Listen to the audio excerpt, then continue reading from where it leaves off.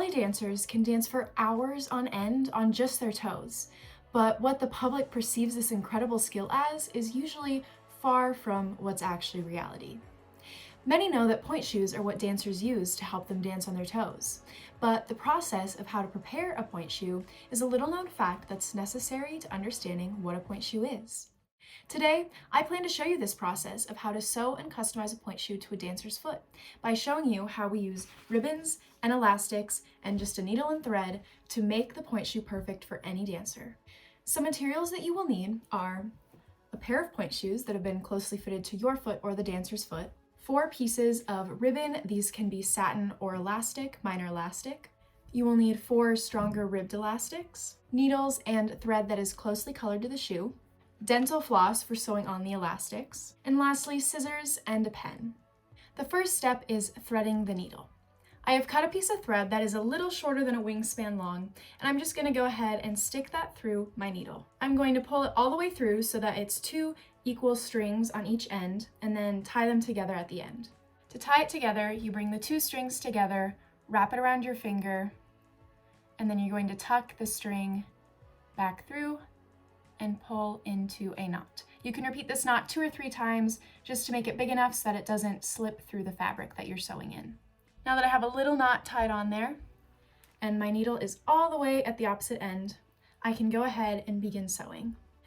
The ribbons will be sewn right on the insole, usually around where the seam of the pointe shoe is. So for this one, I'm going to be sewing a ribbon right here and sewing a ribbon right here.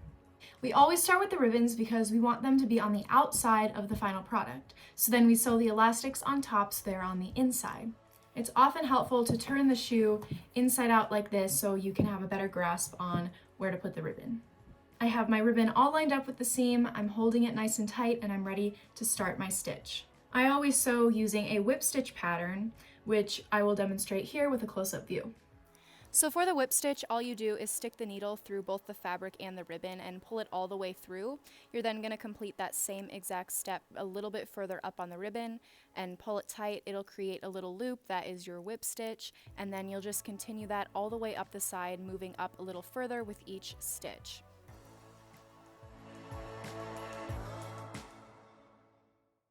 You continue the sewing pattern all the way around the box of where the ribbon is placed.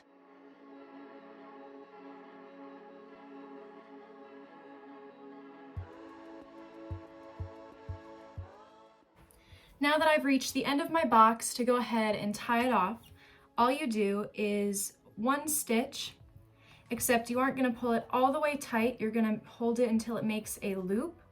And then once you have your loop, you take the needle and you put the needle through the hoop and pull it until it creates a knot at the base of the string. You can repeat this 2 or 3 times to make sure that the thread is secure. Now that the string is tied off, I can go ahead and trim the excess with scissors. And now we have 1 secured ribbon. You're going to repeat the exact same process on the other side of the shoe, making sure that you're lining the ribbon up yet again with the seam on the insole, making sure the satin is placed out, and performing the same stitch pattern.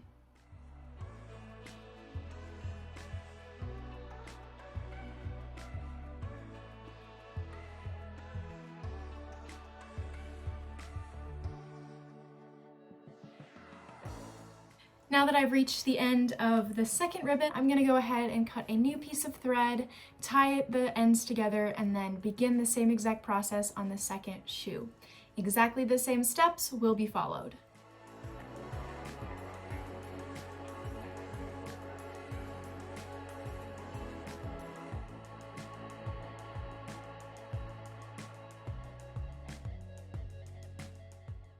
I've now completed sewing the ribbons onto each of the shoes, so now it is time to move on to the elastics.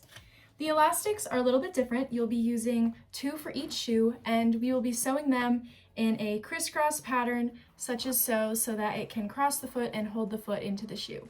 All that we have to do for the elastics is to begin, just start by sewing 1 end each side slightly in front of where the ribbon falls. You will be following the same exact techniques as you did sewing on the ribbons, but instead of using normal thread, we are going to be using dental floss. When you pull on a pointe shoe, you usually pull it on using the elastics, and so there's a lot of tension that's going to be created between the elastic and the shoe. The reason we use the dental floss is because it's much stronger than thread, and it will be more supportive when you pull on your shoe so that it doesn't rip and break, because that would not be good, then you have to resew everything. I'm going to measure out the dental floss and thread it into the needle the same way I did with the thread, and then begin the same technique by doing the whip stitch around in a box. I'll repeat that on both sides near the ribbons for both of the shoes.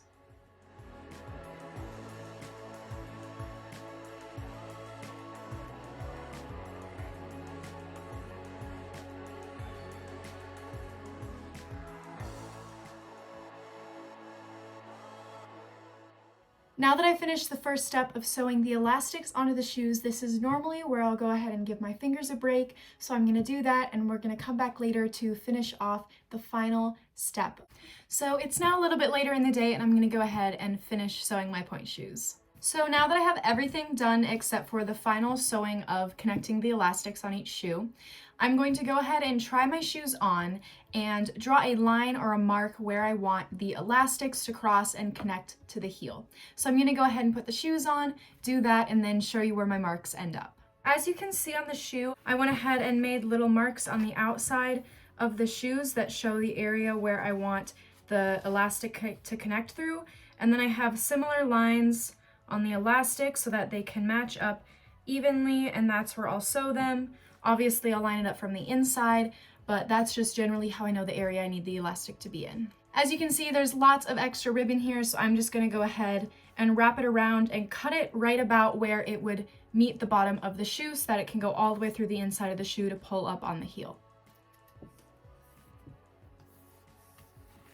Now that I know the critical points of where I need to attach the elastics to the heel, and I have it all measured out and know exactly what I need to do, I'm going to go ahead and follow the same exact steps of measuring out and threading my needle, sewing in a whip stitch around in a square where the elastic needs to be attached. Once that's all done, your pointe shoes will be finished.